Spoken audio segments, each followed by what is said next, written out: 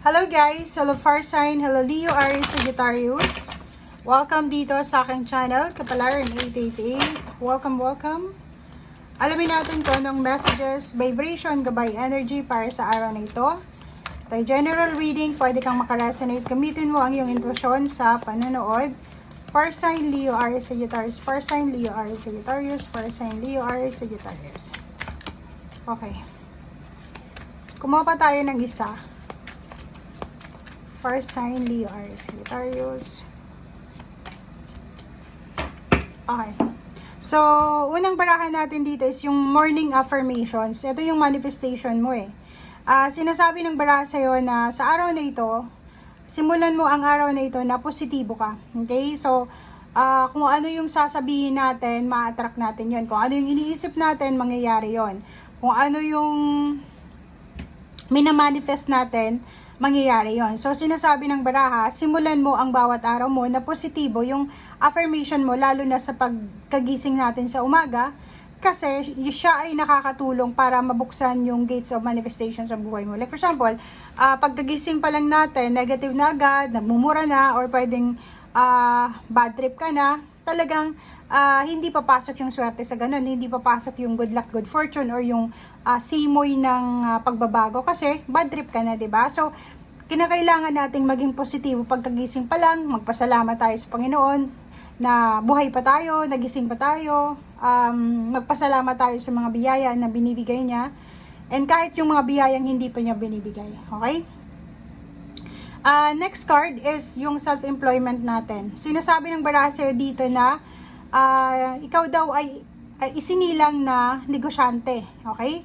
So, if ever man na may negosyo ka or may mga like self-employment or freelancer na ideas, sinasabi ng baraha sa'yo dito na pwedeng ito ay isang magical opportunity sa'yo na makakatulong talaga ito sa'yo para makuha mo kung ano itong gusto mong mangyari sa buhay pinansyal mo. Okay? So, kung may mga iba sa inyo dyan na meron kayong sapat na pera para pang kapital and then may alam kayo sa isang negosyo, ituloy nyo na daw. Okay? Mother healing, sinasabi ng baraha sa'yo dito na may iba sa inyo dito na siguro hindi kayo close sa inyong nanay or for example, wala na kayong nanay. Sinasabi ng baraha na kahit yung mga nanay natin na nasa ibang mundo na, pwede pa rin silang makatulong sa atin, pwedeng magbigay sa atin ng healing, sa ating manifestation, mas magiging mas madali, mas magiging accurate, mas magiging mas mabilis yung manifestation natin if wala tayong masamang, anong tawag dito, sinasabi sa ating magulang, or alam mo yon, respect. Parang kung nire-respeto natin ng magulang, mabuti tayong anak, mabuti tayong apo, swerte yung papasok sa buhay natin. Yun yung sinasabi ng baraha. Especially sa mother. Okay? Okay. Thank you.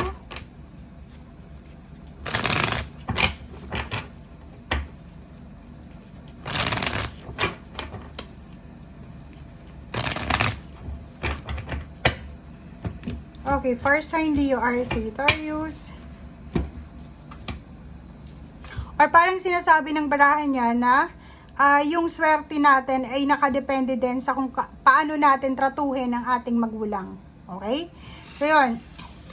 May nakikita tayo dito ang Fire Sign, Leo, Aries, Sagittarius na posibleng siya ay magta-travel, siya ay magre-relocate, siya ay posibleng aalis. Kasama ang kanyang pamilya, lilipat ng bahay, lilipat ng tirahan, lilipat ng trabaho. Dahil siya ay posibleng paperman ng bagong kontrata, or posibleng siya ay tapos na sa kontrata niya dito. For example, kung nagre-rent ka lang ng bahay or nasa ibang bansa ka na hindi ka naman permanent dyan, nakikita natin dito na ikaw ay lilipat. So, may bagong pipirmahan na kontrata, may bagong pipirmahan na kontrata sa trabaho, or pwedeng kontrata sa bahay, sa sakyan, or ano pa man. Okay? And isang positive news ang posibleng dumating sa'yo today, na yung hinihintay mo may conclusion na. So, for example, may gusto kang pasukin na trabaho or pwedeng mga proyekto sinasabi ng barahan na tapos na yung pag-uusap and pwedeng makuha mo na yung kontrata or makuha mo na kung ano man itong deserve mo na justice.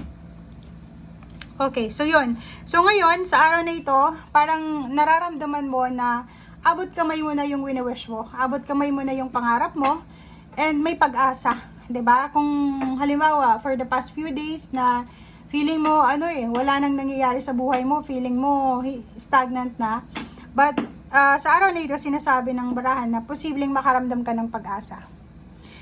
'Di ba? May progress. So, dito sinasabi ng barahan na possible yung pagta-travel, pag-relocate, or pwedeng possible dito yung movement, yung progress. Dalawa yung baraha. Kung makikita mo, 7 chariot and 6 of swords. Sinasabi na may movement. Wow. And victory and success, ganun din eh. 'Di ba? So, kung saan ka man papunta sa ngayon, yan ang magdadala sa'yo ng victory and success. Yan ang magdadala sa'yo ng tawag dito. Diyan ka talaga yayaman. Diyan ka talaga mag-aasenso. Kung makikita mo to, may posibleng recognition like salary increase, may project na naantala or pwedeng hindi natuloy, or pwedeng marami kang hinihintay like nag-leave ka muna, nagbakasyon ka muna, tapos naghihintay ka ng confirmation from the company or sa boss mo kung kailan ka napapasok ulit. So pwedeng sa araw na ito, medyo magiging maganda yung takbo ng financial mo. And yung mga mga na-delays na information, confirmation, or pwedeng yun, victory and success, salary increase, or pwedeng bagong trabaho, ay posibleng yun na yung focus sa ngayon. Okay? Nakikita natin dito, may iba sa inyo na medyo nangihinayang kayo, marami kayong regrets. Okay? Or pwedeng, yung iba sa inyo dyan, dahil sa hindi matuloy-tuloy kung ano man itong gusto nyong gawin sa buhay, parang nanghihinayang kayo sa mga oras na sinayang nyo sa paghihintay. Parang iniisip nyo, kung hindi ako naghintay ng 1 taon, naghanap ako ng ibang trabaho, sana hindi ako ngayon unemployed. Parang ganon. And sinasabi ng baraha dito na yung isa pang panghihinayang mo is yung hindi ka nagkaroon ng focus, hindi mo binigyan ng halaga yung trabaho mo dati, or hindi ka naging seryoso. Parang yun ang panghihinayangan mo sa araw na ito. But kung makikita mo to, may 2 of wands ka, parating na yung option. So siguro sa ngayon medyo feeling mo stagnant pa, but sa susunod na mga buwan or pwedeng araw or within this year, magkakaroon ka ng chance na mamili ulit, makakapamili ka na ulit kung ano yung gusto mo, or makukuha mo na ulit kung ano yung nawala sa'yo. 'Di ba? So kung makikita mo dito, the Sun and 3 of Cups, sinasabi ng barahan na mabilis ito. May mabilis na balita na pwedeng magdala sa'yo ng positive energy, happiness, celebration, o yun na nga, yung matagal mong hinihintay na trabaho, or paano man tong hinihintay mong kontrata, ay posibleng dumating na. Okay? Thank you guys, and see you again. Bye!